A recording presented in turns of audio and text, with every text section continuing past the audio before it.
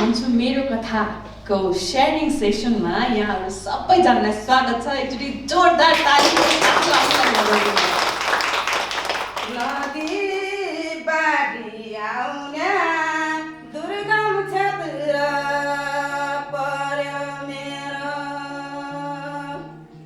हिजो भर्खर साथीसँग कोइलीको जस्तै स्वर गुनगुनाउँदै हाँस्दै हिँडेकी म छोरी आज उहाँ दाइको कुराले रुखबाट झरेको पात झै भएर हातखुट्टा थरथरी काम्न थाले। लेकिन धन से गरीब रहते, शिक्षा से गरीब न रह। श्रीमानसँग लडेर खाने, सङ्घर्ष गर्ने, आफूले आफूलाई चिने। छोरी त ठुली भइसक्यो, अब बिहे गर्दिनु भनेर कुरा राख्नु हो।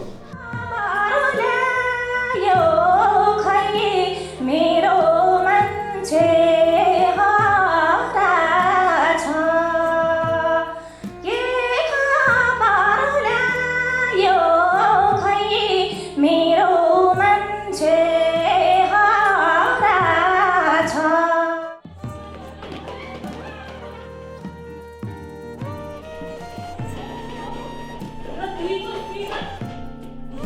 माया पनि तपाईँलाई तपाईँलाई प्रभाव पारेको मान्छेले चाहिँ आफ्नो बारेमा मेरो बारेमा मेरो आन्टीले मलाई चाहिँ आन्टी छानेर आन्टी के भन्थ्यो होला भन्ने तरिकाले आफ्नो साथीलाई पनि अनि परिचय गर्छ।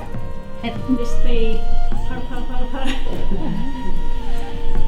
झर्नामा खुसी लागेको चाहिँ सरल सुनिता मलाई आज यति रमाइलो लाग्छ। बिहानको फुल छ नि 10 बजे हेरेर कति राम्रो लाग्छ। घिउरल्ला के जुन लत्ती हवे तेने जा छी है ना संभव नहीं लत्ती अब कहाँ तक ले चढ़ती।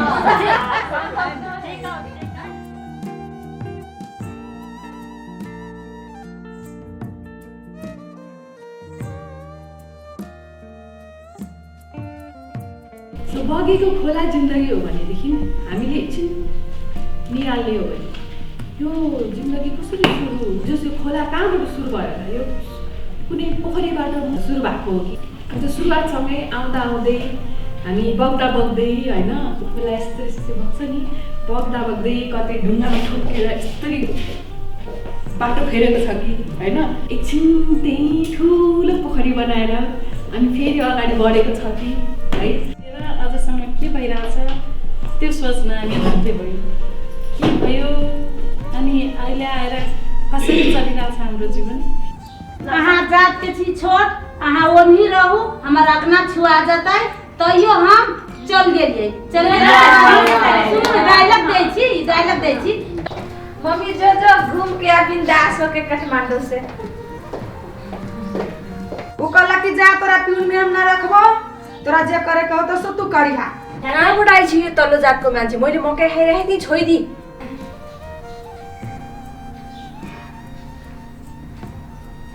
यो कुवाको पानी नछौ है। यो मायाले हामीले छुन सक्दैनौँ होइन, तर 8 घण्टा लाएर के अरे रगडेर नुहाइदिँदाखेरि होइन तातो पानीले नुहाइदिँदाखेरि त्यो माया हो के। स्कुलमा टिचर भेदभावको भावना धारामा पानी भर्न नदिनेको पीडाको रात दलित भएर किन पढ्नु पर्यो रे। विवाह गरे उमेर पुग्यो भनेर मैले पनि विवाह गरे उमेर पुग्यो भनेर अहिले माइतीले बोलाउँदैनन् अछुत जात हो भनेर। तिमी भएदेखि नै हो मेरो जिन्दगी खाली वन जङ्गलमा बेसरी रन्काएको बाँसुरीको मिठो धुन जस्तै सङ्गीतमय बनेको छ मेरो जिन्दगी। 5 साल के बाद में हमरा सबके जब 9-10 बरस के भेली तो छोटे उम्र में शादी कर दे तो सास ससुर कहे लगले एकरा बच्चा न होता है एकरा माने छोड़ दे। कथा कहित कुना ओहन कोन सेटिङ में भेलै कोन कैसन देखित रहलै। उहाँहरूले जब यो आवाजहरू बुलन्द गर्दै जानुहुन्छ आफू बोल्दै जानुहुन्छ मबाट लागेका कुरा आफूलाई लागेको कुरा दम हुन्छ तब मात्रै समाजमा चाहिँ त्यो कुराको सुनवाई हुन्छ। जब हमार बेटा के शादी होते हमार पुतौ होते तो हम ओकरा दबाव न देबै कि हाँ साड़ी पहनू, सूट न पहनू, जींस न पहनू, ओकर अपन मर्जी, उ जेना मर्जी तेना रह सकै छै। तब आप परिवर्तन आ रहल है, आप घूंघट में न रहे के, अब अपना मर्जी से घूंघट हटा के रहे के। भिजे मत सारे झारी अंधकारको जीवन हो बिचारी धागो उनीको।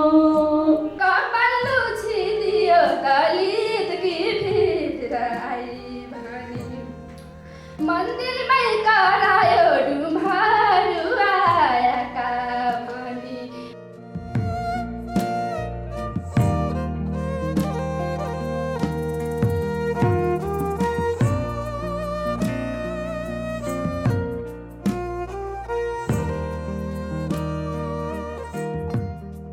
भाउजूलाई गरेको व्यवहारलाई देख्दा मलाई कहिले पनि बुहारी बन्न मनै लागेन।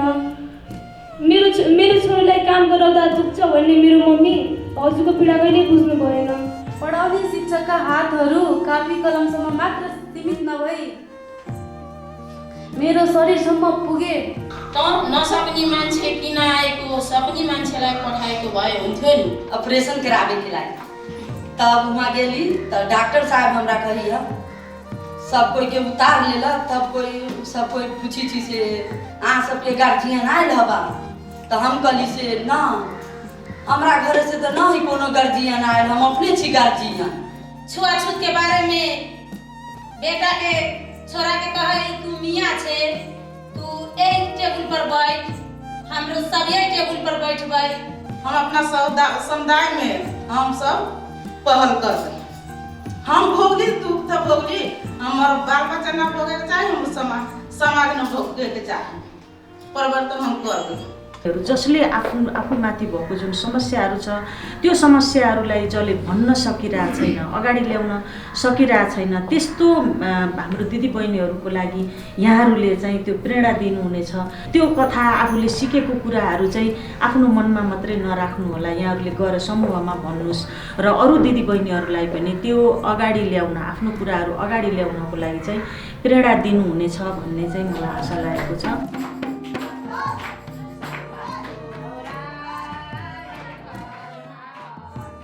भन्छु